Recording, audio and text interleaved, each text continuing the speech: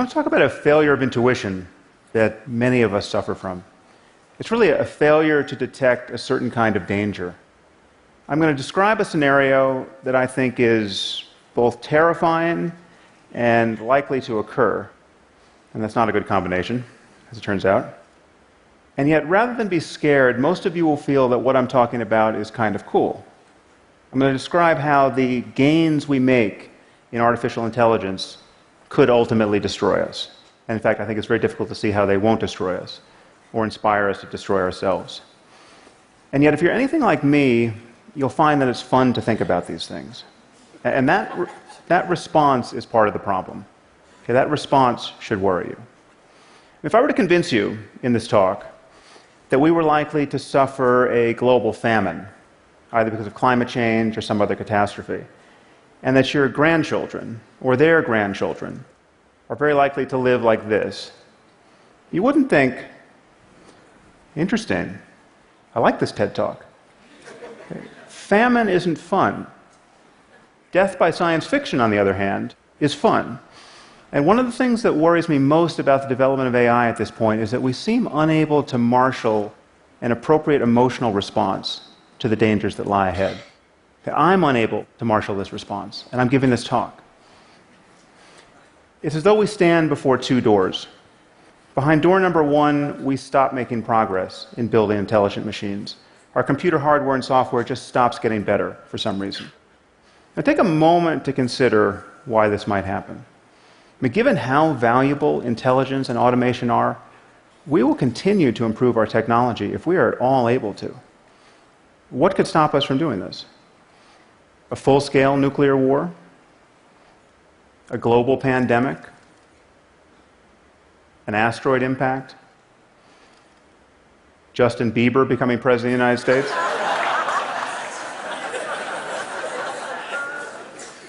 The point is, something would have to destroy civilization as we know it. Okay, you have to imagine how bad it would have to be to prevent us from making improvements in our technology permanently, generation after generation. Almost by definition, this is the worst thing that's ever happened in human history. So the only alternative, and this is what lies behind door number two, is that we continue to improve our intelligent machines year after year after year. And at a certain point, we will build machines that are smarter than we are. And once we have machines that are smarter than we are, they will begin to improve themselves. And then we risk what the mathematician I.J. Good called an intelligence explosion, that the process could get away from us. Now, this is often caricatured, as I have here, as a fear that armies of malicious robots will attack us. But that isn't the most likely scenario. It's not that our machines will become spontaneously malevolent. The concern is really that we will build machines that are so much more competent than we are that the slightest divergence between their goals and our own could destroy us. Just think about how we relate to ants. Okay, we don't hate them. We don't go out of our way to harm them. In fact, sometimes we take pains not to harm them. We step over them on the sidewalk. But whenever their presence seriously conflicts with one of our goals, let's say when constructing a building like this one, we annihilate them without a qualm. Okay, the concern is that we will one day build machines that, whether they're conscious or not, could treat us with similar disregard. Now, I suspect this seems far-fetched to many of you. I bet there are those of you who doubt that superintelligent AI is possible, much less inevitable. Right, but then you must find something wrong with one of the following assumptions. And there are only three of them. Okay.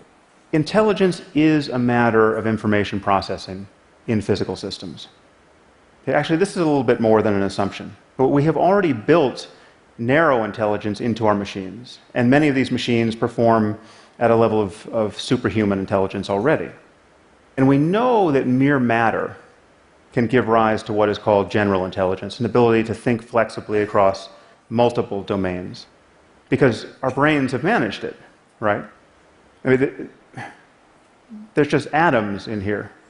And as long as we continue to build systems of atoms that display more and more intelligent behavior, we will eventually, unless we are interrupted, we will eventually build general intelligence into our machines. It's crucial to realize that the rate of progress doesn't matter.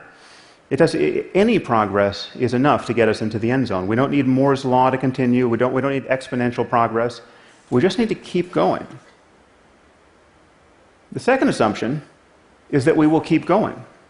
We will continue to improve our intelligent machines. And given the value of intelligence, intelligence is either the source of everything we value, or we need it to safeguard everything we value. It is our most valuable resource. So we want to do this. I mean, we have problems that we desperately need to solve. We want to cure diseases like Alzheimer's and cancer. We want to understand economic systems. We want to improve our climate science. So we will do this if we can. The train is already out of the station, and there's no brake to pull. Finally, we don't stand on a peak of intelligence, or anywhere near it, likely. And this really is the crucial insight. This is what makes our situation so precarious. And this is what makes our intuitions about risk so unreliable. Now just consider the smartest person who has ever lived. On almost everyone's short list here is John von Neumann. I mean, the impression that von Neumann made on the people around him, and this included the greatest mathematicians and physicists of his time, is fairly well documented. I mean, if only half the stories about him are half true, there's no question he's one of the smartest people who's ever lived. So consider the spectrum of intelligence. Okay, we have John von Neumann, and then we have you and me, and then we have a chicken. Sorry, a chicken. There's no reason for me to make this talk more depressing than it needs to be. It seems overwhelmingly likely, however, that the spectrum of intelligence extends much further than we currently conceive. And if we build machines that are more intelligent than we are, they will very likely explore this spectrum in ways that we can't imagine, and exceed us in ways that we can't imagine. And it's important to recognize that this is true by virtue of speed alone. Right? So imagine we just built a superintelligent AI, right, that was no smarter than your average team of researchers at Stanford or at MIT. Well, electronic circuits function about 1 million times faster than biochemical ones. Okay, so this machine should think about 1 million times faster than the minds that built it. So you set it running for a week, and it will perform 20,000 years of human-level intellectual work, week after week after week. How could we even understand, much less constrain, a mind making this sort of progress? The other thing that's worrying, frankly, is that imagine the best-case scenario. So imagine we hit upon a design of superintelligent AI that has no safety concerns. We have the perfect design the first time around. It's as though we've been handed an oracle that behaves exactly as intended. Well, this machine would be the perfect labor-saving device. It can design the machine, that can build the machine, that can do any physical work, powered by sunlight, more or less for the cost of raw materials. Okay, so we're talking about the end of human drudgery. We're also talking about the end of most intellectual work. So what would apes like ourselves do in this circumstance? Well, we'd be free to play frisbee and give each other massages, add some LSD and some questionable wardrobe choices, and the whole world could be like Burning Man. Okay? Now, that might sound pretty good, but ask yourself, what would happen under our current economic and political order? Okay, it seems likely that we would witness a level of wealth inequality and unemployment that we have never seen before, absent a willingness to immediately put this new wealth to the service of all humanity. Okay, well, a few trillionaires could grace the covers of our business magazines, while the rest of the world would be free to starve. And what would the Russians or the Chinese do if they heard that some company in Silicon Valley was about to deploy a superintelligent AI? This machine would be capable of waging war, right, whether terrestrial or cyber, with unprecedented power. This is a winner-take-all scenario. To be 6 months ahead of the competition here is to be 500,000 years ahead at a minimum. Okay, so it seems that even mere rumors of this kind of breakthrough could cause our species to go berserk. Now, one of the most frightening things, in my view, at this moment are the kinds of things that AI researchers say when they want to be reassuring. And the most common reason we're told not to worry is time. This is all a long way off, don't you know? This is probably 50 or 100 years away. One researcher has said, worrying about AI safety is like worrying about overpopulation on Mars. Okay, this is the Silicon Valley version of don't worry your pretty little head about it. Okay, no one seems to notice that referencing the time horizon is a total non sequitur. Okay, if intelligence is just a matter of information processing, and we continue to improve our machines, we will produce some form of superintelligence. And we have no idea how long it will take us to create the conditions to do that safely. Let me say that again.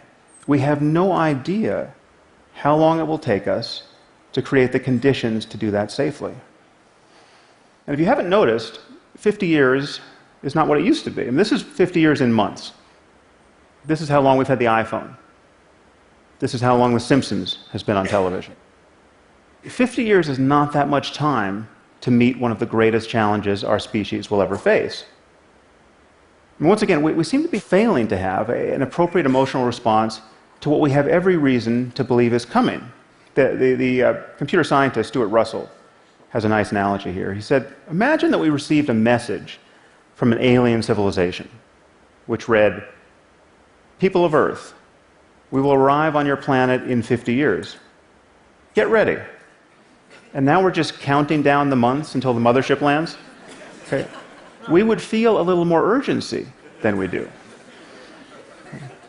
Another reason we're told not to worry is that these machines can't help but share our values because they will be literally extensions of ourselves. They'll be grafted onto our brains and will essentially become their limbic systems. Now, take a moment to consider that the safest and only prudent path forward recommended is to implant this technology directly into our brains. Now, this may in fact be the safest and only prudent path forward, but usually one's safety concerns about a technology have to be pretty much worked out before you stick it inside your head. Okay. The deeper problem is that building superintelligent AI on its own seems likely to be easier than building superintelligent AI and having a completed neuroscience that allows us to seamlessly integrate our minds with it. And given that the companies and governments doing this work are likely to perceive themselves to be in a race against all others, given that to win this race is to win the world, provided you don't destroy it in the next moment, then it seems likely that whatever is easier to do will get done first. Now, unfortunately, I don't have a solution to this problem, apart from recommending that more of us think about it. I think we need something like a Manhattan Project on the topic of artificial intelligence. Not to build it, because I think we'll inevitably do that, but to understand how to avoid an arms race and to build it in a way that is aligned with our interests. When you're talking about superintelligent AI that can make changes to itself, it seems that we only have one chance to get the initial conditions right. And even then, we will need to absorb the economic and political consequences of getting them right. But the moment we admit that information processing is the source of intelligence, that some appropriate computational system is what the basis of intelligence is, and we admit that we will improve these systems continuously, and we admit that the horizon of cognition very likely far exceeds what we currently know, then we have to admit that we're in the process of building some sort of God. Now would be a good time to make sure it's a God we can live with. Thank you very much.